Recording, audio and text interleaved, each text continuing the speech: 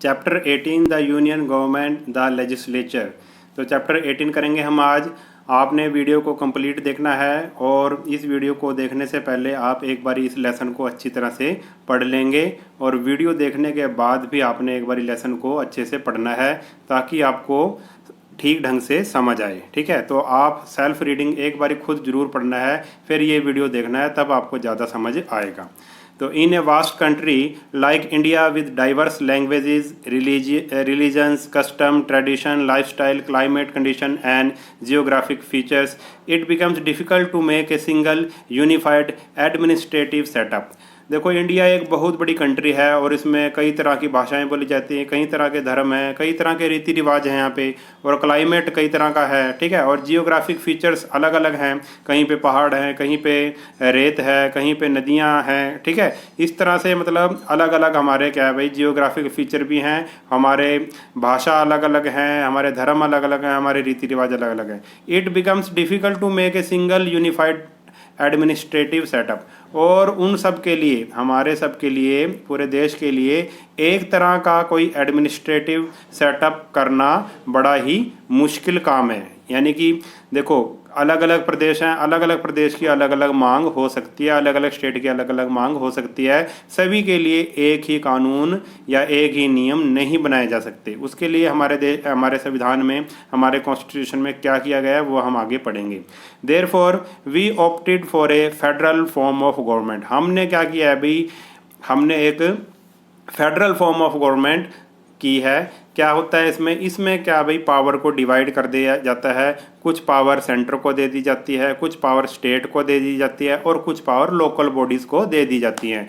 Where there are various level of government, the aim of a federation is to bring unity in diversity by harmonising the opposing forces so as to achieve common national goals. और federation का मतलब क्या है, federation का M क्या है कि भाई डाइवर्सिटी में यूनिटी, जितनी भी हमारी अलग अलग तरह की चीज़ें हैं उन सब में एकता पैदा करना। ठीक है, और जितने भी अलग अलग हमारे विचार हैं उनको एक तरह से एक साझा विचार प्रस्तुत करना। ठीक है, और यही हमारा क्या है, कॉमन गोल अचीव करना कि भाई सभी को न्याय मिले, सभी को मतलब अपने अपनी भाषा को बढ़ाने का अधिकार हो, सभी के रीति रिवाजों का सम्मान किया जाए। इस तरह से एक ऐसी चीज़ बनाई जाए। फेडरेशन में क्या होता है कि पावर्स को हम डिवाइड कर देते हैं स्टेट में, सेंटर में और लोकल बॉडीज़ में। ठीक है, उससे ये फ़ायदा होता है कि भाई सभी लोगों को, वहाँ के लोकल लोगों को भी हम सेटिस्फाई कर सकते हैं। तो in a federal structure there are different level of government. और जो गवर्नमेंट होती है उसमें फेडरल स्ट्रक्चर में लेवल बनाए हुए हैं। कौन कौन सा है भाई, पहला लेवल आ गया भाई नेशनल लेवल। नेशनल लेवल में हम पूरे देश की बात करेंगे।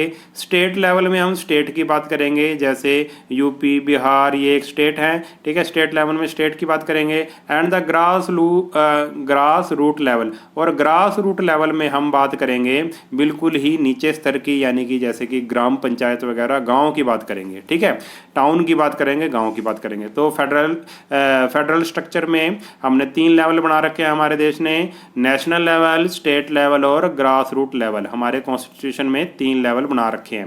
Eight the national level we have a central government. हमारा जो नेशनल लेवल है उसमें क्या होती है भाई, सेंट्रल गवर्नमेंट होती है, जिसका जो मुखिया होता है वो कौन होता है, प्रधानमंत्री होता है। एट द स्टेट लेवल में क्या होता है, there are state government and the lowest, और स्टेट लेवल में होता है स्टेट गवर्नमेंट होती है, जैसे कि यूपी के मुख्यमंत्री हो गए, वो संभाल लेंगे स्टेट को। ठीक है, उनकी जो मंत्रिमंडल है वो संभाल लेगा स्टेट को, तो स्टेट गवर्नमेंट होगी वो। एंड द लोकल लेवल, और लोएस्ट लेवल कौन सा होता है, और लोएस्ट लेवल में क्या होता है, we have rural and well urban local self government. और उसमें क्या आ जाते हैं भी, गाँव के स्तर में और शहर के स्तर का जो छोटा टाउन वगैरह आ जाते हैं उसकी जो होती हैं, जैसे ग्राम पंचायत वगैरह, ये इसमें आ जाती हैं। और इनको क्या कहते हैं भाई, लोकल बॉडीज़ भी कहते हैं। लोएस्ट लेवल जो हमारा होता है, तीसरा लेवल होता है जो ग्रास रूट लेवल होता है, उसको लोकल बॉडीज़ भी हम कहते हैं। Each of the 29 state India की जो है, अब तो ज़्यादा कश्मीर बनने के बाद ज़्यादा हो गई हैं। India has a government of its own, और सभी क्या भाई सभी की गवर्नमेंट है with a governor as the head of the state. और हर एक राज्य का क्या होता है भाई, गवर्नर होता है। हर एक राज्य का क्या होता है भाई, गवर्नर होता है। Every state is govern by A council of minister headed by a chief minister. और हर एक जो राज्य होता है वो मतलब उसका जो मुखिया होता है, आप ऐसे कह सकते हैं, वो चीफ मिनिस्टर होता है, ठीक है। Who is called the head of the government at the state level. और उसको स्टेट लेवल का हेड ऑफ द गवर्नमेंट उसको हम बोलेंगे। आगे है भाई, the top most level of the government is India is the union government. और जो सबसे टॉप लेवल की जो गवर्नमेंट है उसको हम बोलेंगे यूनियन गवर्नमेंट, जो पूरे देश को संभालेगी। जैसे प्रधानमंत्री होता है, प्रधानमंत्री का मंत्रिमंडल जो होता है वो पूरे देश के लिए कानून बनाता है। और द सेंट्रल गवर्नमेंट, और उसको सेंटर की सरकार भी कहते हैं हम, सेंट्रल गवर्नमेंट भी कहते हैं, is also called the national government. और उसको नेशनल गवर्नमेंट भी बोलते हैं। The national government has 3 organ. और उसके जो नेशनल हमारे जो यूनियन गवर्नमेंट है, यानी कि जो नेशनल गवर्नमेंट है, उसके हमारे 3 ऑर्गन्स हैं। उसको 3 पार्ट में हमने कर रखा है। क्या है, लेजिस्लेचर, एग्जीक्यूटिव एंड जुडिशरी, ठीक है। लेजिस्लेचर, एग्जीक्यूटिव एंड जुडिशरी, इसको हमने 3 ऑर्गन इसके बना रखे हैं। किसके, यूनियन गवर्नमेंट के। अब इसको हम पढ़ेंगे आगे। In this chapter we will study about the union legislature. और यूनियन लेजिस्लेचर के बारे में ही इस चैप्टर में हम पढ़ेंगे। The union legislature is called the parliament. और ये जो यूनियन लेजिस्लेचर होती है उसका दूसरा नाम क्या है, पार्लियामेंट है, या हिंदी में हम उसको बोलते हैं भाई संसद। Indian parliament is by cameral and consist of 2 houses named Lok Sabha and Rajya Sabha. जो इंडिया की संसद है, पार्लियामेंट है, उसको 2 पार्ट में हमने डिवाइड कर रखा है, लोकसभा और राज्यसभा।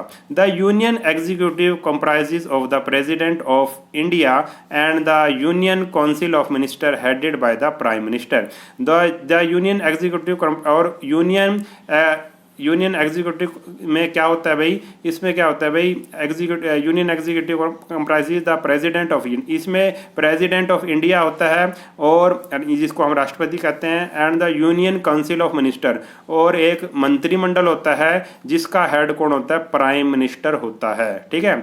जो हमारे देश में जो भी यूनियन लेजिस्लेचर होगी उसमें एक प्रधानमंत्री होगा, ठीक है, जो मंत्रिमंडल का हेड होगा, और उसमें राष्ट्रपति भी होगा।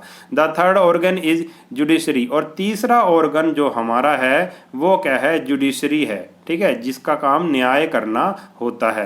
The highest apex court of the India is the supreme court of India. और जो हमारा सबसे बड़ा कोर्ट है उसको हम सुप्रीम कोर्ट ऑफ इंडिया कहते हैं, विच हैज़ 31 जजेस, जिसमें 31 जजेस हैं, headed by the chief justice of India. और जो उनका सबसे बड़ा हेड होता है उसको बोलते हैं हम chief justice of India.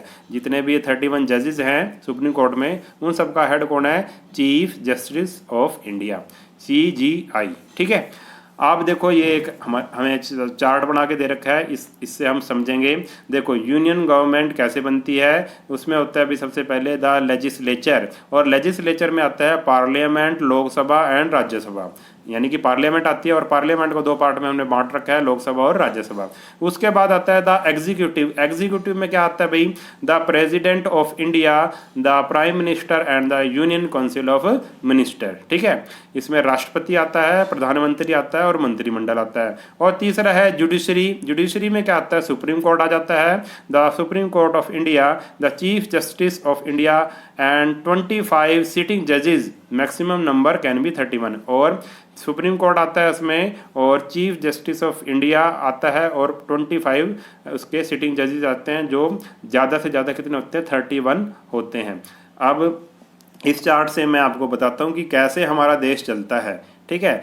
The union government हमारी कैसे चलती है। सबसे पहले है भाई द लेजिस्लेचर। लेजिस्लेचर का काम क्या होता है, इसका काम होता है रूल बनाना, कानून बनाना, ठीक है। बात समझ गए आप। लोकसभा और राज्यसभा में क्या बनते हैं भाई, लेजिस्लेचर, पार्लियामेंट में क्या बनते हैं, रूल बनते हैं, देश के लिए रूल कानून बनते हैं। इसका काम है कानून बनाना, कानून को पास करना। नंबर दूसरी बात है एग्जीक्यूटिव। हमारा देश कैसे चलता है वो बता रहा हूँ मैं आपको।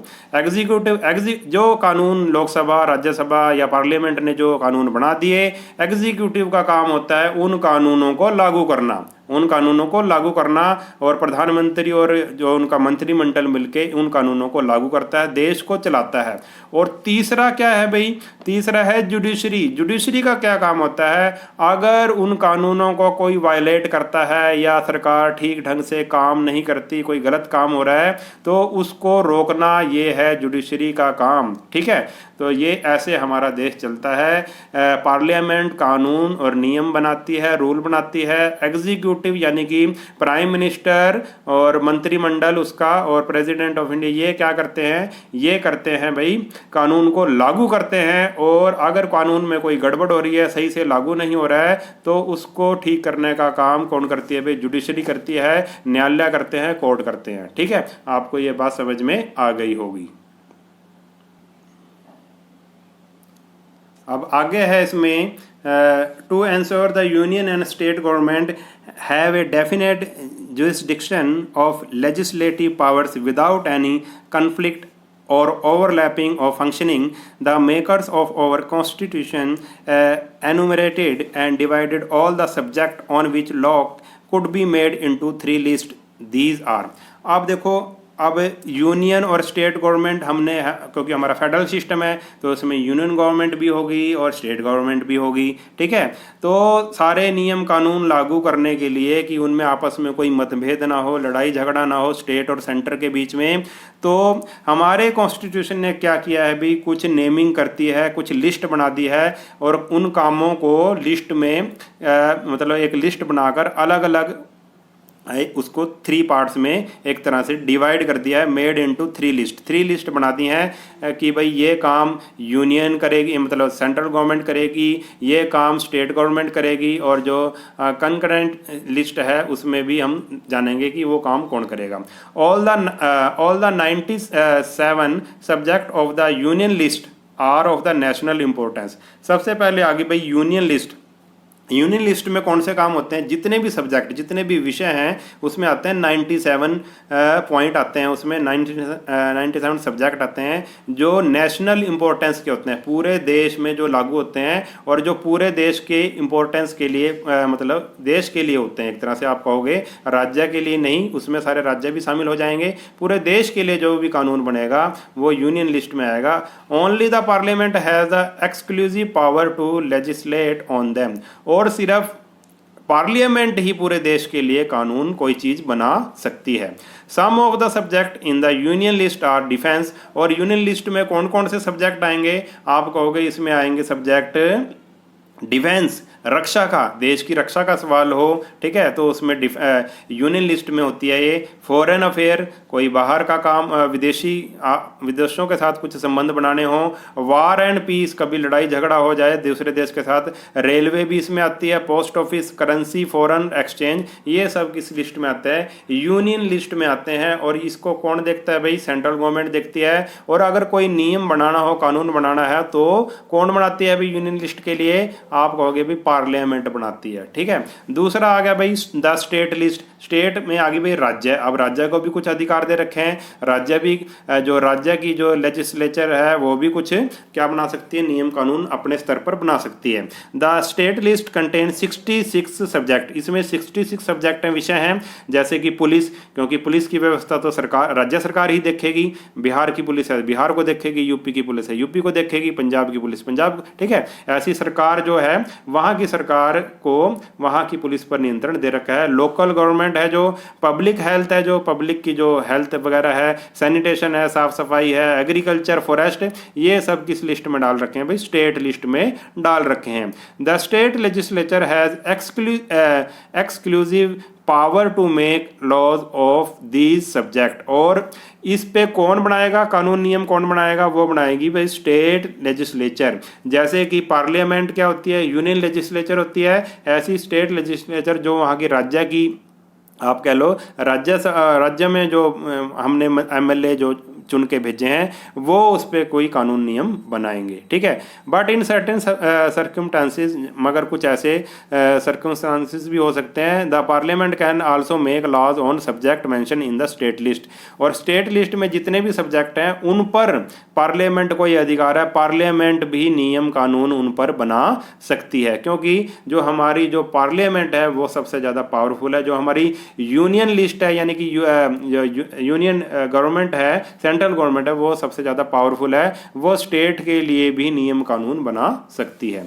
आगे आ गया भाई, the third list is the concurrent list which has 52 subject. और दूसरी लिस्ट कौन सी आ गई भाई, कंकरेंट लिस्ट आ गई, इसमें 52 सब्जेक्ट होते हैं। उसमें क्या क्या आता है भाई, जैसे कि marriage and divorce, transfers of property other than agriculture land, ठीक है, प्रॉपर्टी के विषय आ जाते हैं, अडल्ट्रेशन ऑफ फूड स्टफ, खाने में जो मिलावट होती है उस पर आ जाते हैं, ड्रग और मेडिसिन, दवाइयाँ और ठीक है वगैरह आ जाती हैं, लेबर वेलफेयर, मजदूरों के लिए कोई वेलफेयर का काम है, वो तीसरी इस लिस्ट में आते हैं, कंकरेंट लिस्ट में आते हैं। The parliament as well as the state legislature. और इस पे कानून कौन कौन बना सकता है, पार्लियामेंट भी बना सकती है, ठीक है। जैसे कोई मजदूरों के लिए कोई नया नियम कानून बनाना हो, मजदूरों के हक के लिए या मजदूरों के लिए कोई नया नियम कानून बनाना हो तो पार्लियामेंट भी बना सकती है, और वहाँ की जो स्टेट लेजिस्लेचर है वो भी बना सकती है, दोनों बना सकते हैं। But in case of conflict, अगर कोई उनमें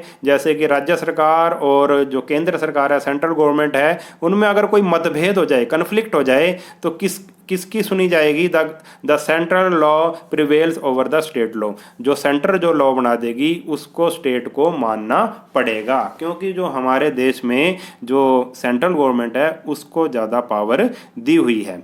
the subject not included in the above mention 3 list और any such matter which will arise with the passage of time comes. अब कुछ ऐसे सब्जेक्ट भी हैं जो इन तीनों लिस्ट में नहीं है, उसके बारे में हम जानेंगे। जैसे कि under the centre and government parliament can make law on it, और इसमें भाई सेंटर और पार्लियामेंट कानून बना सकती है जो कुछ रह गए हैं। Such subject are called residuary subject, और उन सब्जेक्ट को क्या बोलेंगे हम, रेजिडुअरी सब्जेक्ट बोलेंगे। कंप्यूटर सॉफ्टवेयर, इसमें पार्लियामेंट बनाएगी नियम कानून, जैसे कि computer software, hardware, e commerce, information technology are some example of residuary subject. कुछ सब्जेक्ट ऐसे हैं जिसपे सेंट्रल गवर्नमेंट ही क्या बनाती है, अभी नियम कानून बनाती है। Let us now study the 3 main organ of union government in this chapter, we shall study about the union legislature only. अब हम किसके बारे में पढ़ेंगे, हम पढ़ेंगे 3 main organ of union government, जो हमने पीछे पढ़ा था। यूनियन गवर्नमेंट के जो 3 मेन ऑर्गन है उसके बारे में हम पढ़ेंगे। ये जो है इससे अगला वाला पार्ट में हम करेंगे, ठीक है। यूनियन लेजिस्लेचर के बारे में इस वीडियो के हम नेक्स्ट पार्ट में पढ़ेंगे। इस वीडियो में हम इतना ही करेंगे। मुझे उम्मीद है आपको अच्छे से समझ आ गया होगा। अगर वीडियो आपको अच्छा लगा है तो चैनल को सब्सक्राइब कर लेना और वीडियो को अपने सभी दोस्तों के साथ शेयर ज़रूर कर देना। मिलते हैं नेक्स्ट वीडियो में, तब तक के लिए नमस्कार।